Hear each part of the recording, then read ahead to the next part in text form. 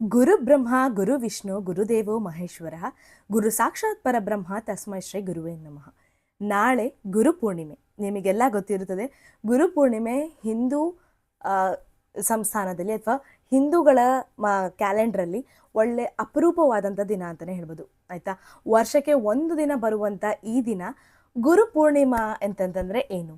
ಪ್ರತಿಯೊಂದು ಹಿಂದೂ ಧರ್ಮದಲ್ಲಿ ಅತ್ಯಂತ ಪವಿತ್ರವಾದ ದಿನಗಳಲ್ಲಿ ಇದು ಕೂಡ ಒಂದು. ಗುರು ಪೂರ್ಣಿಮಾ, ಗುರು ಅಂತಂದ್ರೇನು? ಅಜ್ಞಾನವನ್ನು ಕಳೆದು ಜ್ಞಾನವನ್ನು ಯಾರಾದರೂ ನಿಮಗೆ ಪರಿಚಯ ಮಾಡ್ತಾರಲ್ಲ ಅವರಿಗೆ ನಾವು ಗುರುಗಳು ಅಂತ ಕೂಡ ಹೇಳ್ತೀವಿ. ನಿಮ್ಮ ಲೈಫಲ್ಲಿ ಯಾರೇ ಬಂದಿರ್ಬೋದು, ಯಾರಿಂದಾದ್ರೂ ನಿಮ್ಮ ಲೈಫ್ ಚೇಂಜ್ ಆಗಿರ್ಬೋದು, ಅಥವಾ ಅವರು ನಿಮಗೆ ಒಂದು ದಾರಿನ ತೋರಿಸಿರ್ಬೋದು. ಯಾರಾದರೂ ಬಂದಿದ್ರೆ ಅವರೆಲ್ಲ ನಿಮಗೆ ಗುರುಗಳ ಸ್ಥಾನದಲ್ಲೇ ಇರ್ತಾರೆ. ಅದರಲ್ಲಿ ಫಸ್ಟ್ ಸ್ಥಾನ ಯಾರು ಬರ್ತಾರಪ್ಪ ನಮ್ಮ ಲೈಫಲ್ಲಿ ಅಂತ ನೋಡೋದಾದರೆ, ಗುರು ಪೂರ್ಣಿಮಾದಿಂದ ತಂದೆ ತಾಯಿಗಳು ನಮ್ಮ ತಾಯೇ ಮೊದಲ ಗುರು ಅಂತ ಯಾವಾಗಿಂದನೂ ಹೇಳ್ಕೊಂಡು ಬರ್ತಾ ಇದ್ದೀವಿ. ಸೊ ನಮಗೆ ತಂದೆ ತಾಯಿಗಳು ಫಸ್ಟ್ ಗುರು ಆಗ್ತಾರೆ. ಅದಾದಮೇಲೆ ಶಿಕ್ಷಕರಾಗಿರ್ಬೋದು, ನಮ್ಮ ಲೈಫಲ್ಲಿ ಬೇರೆ ಬೇರೆಯವ್ರು ಎಲ್ಲ ಬರ್ತಾನೆ ಇರ್ತಾರೆ. ಇದು ಪರ್ಸ್ನಲ್ ಅಂತಂದರೆ ಆಧ್ಯಾತ್ಮಿಕ ವಿಚಾರದಲ್ಲಿ ಬಂದರೆ ದೇವರಾಗಿರ್ಬೋದು. ನಿಮಗೆಲ್ಲ ಗೊತ್ತು, ಗುರು ಅಂತಂದ್ರೇನು?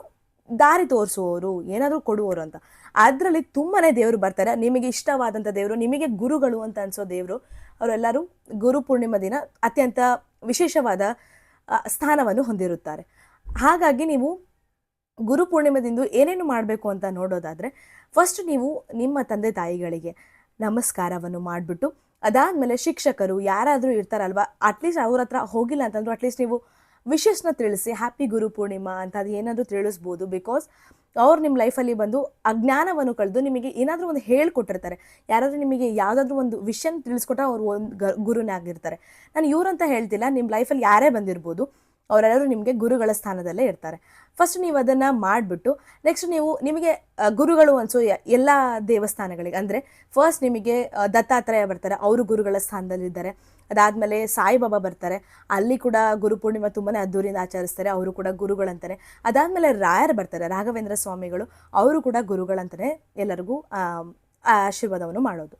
ಸೊ ನಿಮಗೆ ನಿಮ್ಮ ಲೈಫಿನಲ್ಲಿ ಗುರುಗಳು ಅಥವಾ ಗುರುಗಳ ಸ್ಥಾನದಲ್ಲಿ ಯಾರು ಇರ್ತಾರೋ ಅವರಿಗೆ ನೀವು ಆಶೀರ್ವಾದವನ್ನು ತಗೊಳ್ಳಿ ಅಂತ ಹೇಳ್ತೀನಿ.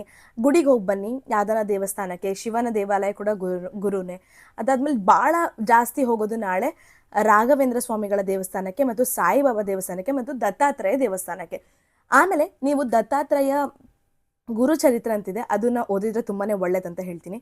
ಅದಾದಮೇಲೆ ಹೋಗ್ಬಿಟ್ಟು ಅಲ್ಲಿ ನೀವು ಅನ್ನದಾನ ಸೇವೆ, ನಿಮ್ಮ ಕೈಯಿಂದ ಏನಾಗುತ್ತೆ ಅದನ್ನು ಸೇವೆಯನ್ನು ಮಾಡಬಹುದು.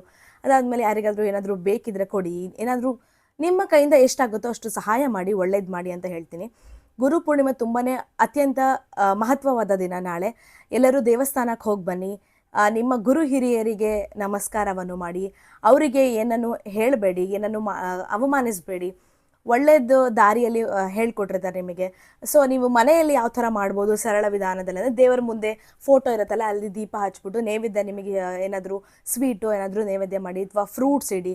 ಅದಾದಮೇಲೆ ಪೂಜೆ ದೀಪ ಎಲ್ಲ ಮಾಡಿಬಿಟ್ಟು ಹೂವೆಲ್ಲ ಏರಿಸ್ಬಿಟ್ಟು ಗುರುಗಳಿಗೆ ಮನಸ್ಸಿನಲ್ಲಿ ನಮಸ್ಕಾರವನ್ನು ಮಾಡಿಬಿಟ್ಟು, ಗುರುವೇ ನಮಃ ಅಂತಂದು ಹೇಳಿಬಿಟ್ಟು ಓಂ ಭಗವತೆ ವಾಸುದೇವಾಯ ಅಂತಂದ್ರೆ 108 ಸಲ ಕೂಡ ನೀವು ಮನೆಯಲ್ಲೇ ಪೂಜೆಯನ್ನು ಮಾಡ್ಬೋದು. ಗುರು ಪೂರ್ಣಿಮೆಂದು ಸಾಧ್ಯವಾದಷ್ಟು ಕಾಮಾಗಿರಿ ಅಥವಾ ಸುಳ್ಳು ಹೇಳೋದು, ಅವಮಾನ ಮಾಡೋದು ಮಾಡೋಕ್ಕೆ ಹೋಗಬೇಡಿ. ತುಂಬಾ ಅತ್ಯಂತವಾದಂಥ ದಿನ. ದೇವಸ್ಥಾನಕ್ಕೆ ಹೋಗಿ ಬನ್ನಿ. ಎಲ್ಲ ದೇವಸ್ಥಾನದಲ್ಲೂ ಅದ್ದೂರಿಯಾಗಿ ಆಚರಣೆ ಮಾಡ್ತಾರೆ ಅಂತಲೇ ಹೇಳ್ಬೋದು. ತಮ್ಮ ಮನೆ ಹತ್ರ ಇರೋ ದೇವಸ್ಥಾನಗಳಲ್ಲಿ ಹೋಗ್ಬಿಟ್ಟು ಬನ್ನಿ. ನಿಮಗೆ ಎಷ್ಟಾಗುತ್ತೋ ಅಷ್ಟು ಒಳ್ಳೇದು ಮಾಡಿ. ನಿಮ್ಮ ಗುರು ಹಿರಿಯರಿಗೆ ನಮಸ್ಕಾರವನ್ನು ತಿಳಿಸೋ ದಿನ ಅಂತ ಹೇಳ್ತೀನಿ. ಅತ್ಯಂತ ಪ್ರಮುಖವಾದಂಥ ದಿನ. ನಿಮ್ಮ ಶಿಕ್ಷಕರಿಗೆ, ನಿಮ್ಮ ಕ್ಲೋಸ್ ಇರ್ತಾರಲ್ವ, ಅವ್ರಿಗೆ ಫೋನ್ ಮಾಡಿ ತಿಳಿಸ್ಬೋದು, ಮೆಸೇಜ್ ಮೂಲಕ ತಿಳಿಸ್ಬೋದು, ಹ್ಯಾಪಿ ಗುರು ಪೂರ್ಣಿಮಾ. ಗುರುಗಳು ಅಂತಂದರೆ teachers, any kind of teachers, school teachers, college ಆಗಿರ್ಬೋದು, ಯಾರೇ ಆಗಲಿ. ನಿಮ್ಮ ಆಫೀಸಲ್ಲಿ ಯಾರಾದರೂ ನಿಮಗೆ ಟೀಚ್ ಮಾಡಿರ್ತಾರೆ, ಅವರು ಕೂಡ ನಿಮಗೆ ಗುರುಗಳ ಸ್ಥಾನದಲ್ಲೇ ಇರ್ತಾರೆ. Because you have learn something from them ಅಲ್ವಾ. ಸೊ ಅವರು ಕೂಡ ನಿಮ್ಮ ಗುರುಗಳ ಸ್ಥಾನದಲ್ಲಿರ್ತಾರೆ. ಸೊ ಯಾರ್ಯಾರಿಗಾಗುತ್ತೋ ಅವರಿಗೆ ವಿಶಸ್ನ ತಿಳಿಸಿ, ಅವರಿಗೆಲ್ಲರಿಗೂ ನಮಸ್ಕಾರವನ್ನು ಮಾಡಿ, ಅವರಿಗೆಲ್ಲರೂ ಒಳ್ಳೆ ಸಂದೇಶವನ್ನು ಕೊಡಿ ಅಂತ ಹೇಳ್ತಾ ದೇವಸ್ಥಾನಕ್ಕೆ ಹೋಗಿ ಬನ್ನಿ. ಎಲ್ಲರಿಗೂ ಒಳ್ಳೆಯದಾಗಲಿ. ಮತ್ತೆ ಸಿಗೋಣ. ಧನ್ಯವಾದ.